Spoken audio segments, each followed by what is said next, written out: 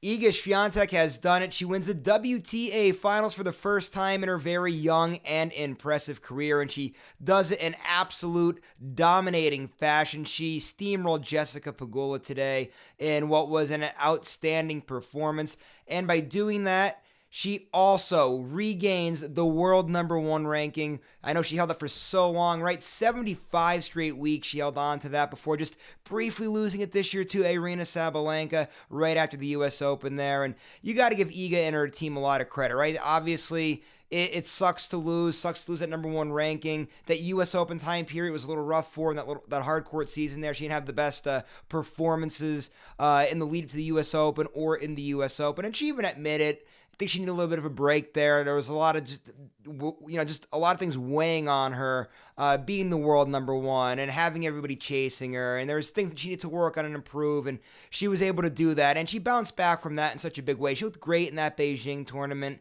And now in this WTA Finals tournament, outstanding from start to finish. I mean, just look at what she did in that tournament, right? She only dropped 20 games throughout the whole course of that tournament. That's a new WTA Finals record.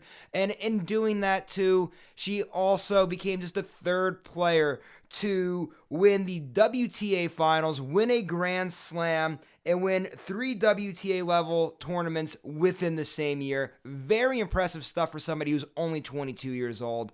It was a great year for her, and we'll recap, Iga's year another time, but let's just talk about this WTA Finals for a moment. I know you heard that there. She only dropped 20 games that whole tournament. Again, outstanding.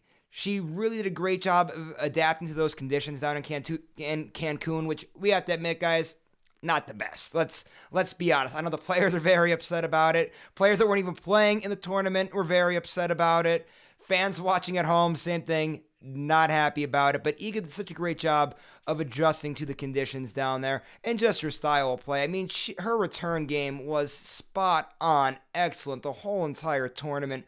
I mean, whether it was the forehand or backhand. I mean, today against Jessica Pegula, I mean, her serve was on point today, too. I mean, what an absolutely fantastic performance for her. I mean, not only that, to look at the way she was closing these matches out, too. She was so tough down at the end. She did not give anybody a single inch. The way she went through Aryna Sabalenka, who was the world's number one. The way she went through Pegula, who was playing so great, who didn't even lose a set, coming into that final, just like Iga in the same boat there. I mean, hats off to Iga, hats off to her team. That's a fantastic tournament. She has to be very proud of herself. And can't wait to see what she's going to do in the new year now here, right? A lot of momentum really building for her. We'll see what she does with it. But let's just end today by just saying congratulations to Iga, not only on winning the WTA Finals, but what a great year, too. 6 tournaments she won throughout the year. She won over 60 matches. Just what a fantastic career for the now new world number one tennis player.